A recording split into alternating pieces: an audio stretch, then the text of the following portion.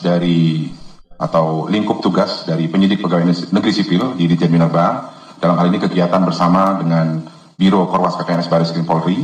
Jadi sesuai dengan dasar hukum yang dinaungi oleh Undang-Undang 8 tahun 81 tentang KUHP pasal 6 ayat 1 huruf A dan B, kemudian Undang-Undang nomor 8 tahun 1981 tentang KUHP pasal 7 ayat 2, dan juga Undang-Undang nomor 8 1981 tentang KUHP pasal 107 ayat 1, dan juga pembahasan pengamatan, kemudian penelitian serta pemeriksaan, ditemukan adanya aktivitas tanpa izin yang terjadi di tempat kejadian perkara yang dilakukan oleh tersangka inisial YH, yang bersangkutan merupakan warga negara RRT atau Republik Rakyat Tiongkok. Mereka, warga negara Tiongkok ini melakukan penambangan emas ilegal, mengeruknya pakai alat berat. Yang jadi pertanyaan, kok bisa mereka secara terang-terangan melakukan penambangan emas secara ilegal? Kenapa harus sekarang baru ketahuan? Dan kemarin yang lebih parah lagi, 40 perusahaan Cina produksi baja ilegal di Indonesia. Pemerintah kecolongan, kata Menteri yaitu Perdagangan Zulkifli Hasan. Enak banget pemerintah mengatakan kecolongan.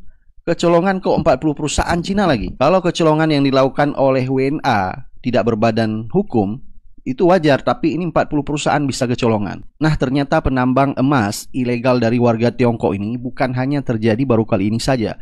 2 tahun kemarin sudah pernah ditangkap mereka, dan ini terjadi lagi. Ini adalah sepertinya pemerintah membiarkan hal ini. Apalagi kemarin kita lihat berita, yaitu Luhut undang petani Cina tanam padi lahan 1 juta hektar. Dan ini lebih gila lagi, pemerintah menjual kedaulatan rakyat Indonesia hanya untuk kepentingan rakyat Tiongkok. Jadi bukan rahasia umum lagi kalau keberpihakan pemerintah kepada rakyat Cina, bukan kepada rakyat Indonesia. Warga negara asing Cina bikin pertambangan ilegal biji emas di Kalimantan. Mantep nggak tuh? Warga negara asing Cina baru diberi pekerjaan untuk mengerjakan proyek APBN aja, itu bisa nyolong bikin pertambangan emas ilegal di Kalimantan. Dan boncosnya, Pak Luhut Bin Sarpanjaitan sekaligus pemerintah itu bikin program baru lagi, yaitu akan memberikan lahan seluas 1 juta hektar kepada Cina untuk dikembangkan di bidang pertanian. Baru diberi pekerjaan untuk mengerjakan proyek aja, warga negara Cina itu ada yang bikin pertambangan ilegal. Apalagi kalau diberi lahan seluas 1 juta hektar. Bayangkan aja, akan ada berapa banyak lagi warga negara Cina bikin pertambangan ilegal di lahan yang diberikan pemerintah seluas 1 juta hektar itu. Dengan kejadian ini bukan akhir ya. Kalau sudah ditangkap, ini bukan akhir. Ini bisa disebut adalah awal. Kenapa? Karena kalau ada biji emas yang sudah ditambang, udah pasti akan ada biji emas lain yang akan ditambang secara ilegal. Karena lahannya diberikan secara sah oleh pemerintah kepada pemerintahan Cina. Cocok nggak tuh? Pemerintah lebih memilih bergandengan dengan Cina untuk mengembangkan 1 juta hektar lahan di Kalimantan untuk kepentingan pertanian. Pemerintah lebih memilih dalam tanda kutip mengimpor petani dari Cina daripada memberdayakan petani lokal. Seharusnya kalau emang niatnya dari awal itu pengen swasembada pangan, bukankah seharusnya pemerintah itu lebih memberdayakan petani lokal? Kalau emang petani lokal kita itu skillnya dianggap tidak sesukses petani Cina, bukankah pemerintah harusnya memfasilitasi petani lokal untuk naik taraf, naik skill, agar sama suksesnya dengan Cina? Tapi ini enggak, pemerintah malah lebih memilih impor petani dari Cina. Padahal warga Kalimantan itu masih banyak petani yang tidak punya kebun atau sawah untuk digarap.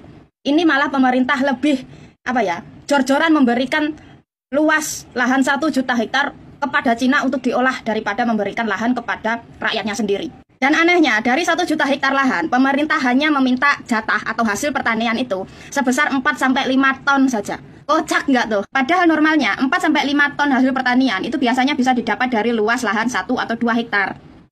Ini lucunya, dari luas lahan yang diberikan kepada Cina, pemerintah hanya minta jatah 4-5 ton saja, setara dengan 2 hektar lahan. Lah terus ibaratnya, kalau pemerintah memberikan lahan secara bertahap kepada Cina, mulai dari 100 hektar, 200 hektar, sampai total 1 juta hektar, masa iya dari per 100 hektar, negara hanya menerima hasil pertanian setara dengan 2 hektar saja? Lah terus hasil dari 98 hektar, semuanya dikirim ke Cina begitu. Pemerintah ikhlas, mayoritas hasil pertanian dikirim ke Cina begitu. Hanya karena Cina menjadi mitra pengembangan lahan di Kalimantan. Ini kan lebih nggak masuk akal lagi. Katanya pengembangan lahan di Kalimantan ini untuk swasembada pangan agar tidak impor terlalu banyak. Tapi dari luas lahan tersebut mayoritasnya semuanya dikirim ke Cina. Nah terus swaembadanya dari mana? Kalau mayoritas dari hasil pengembangan lahan di Kalimantan mayoritasnya Cina yang menikmati. Terus Indonesia swasembada pangannya dari mana? Hah? Pemerintah selama ini kepada rakyat itu selalu perhitungan, pelit banget. Tapi kalau kepada asing, jor-joran. Masa kecolongan? Nggak mungkin lah kecolongan. Masa kecolongan sampai 40 pabrik? Kebetulan banget lagi. 40 pabrik Cina. Cina lagi. Pabrik itu ukurannya gede loh. Pasti ada izinnya. Transaksinya jelas. Bahan mentah dari mana, dijual kemana. Nggak mungkin lah kecolongan. Mungkin ketololan mungkin. Mana ada menteri yang pro banget lagi sama Cina.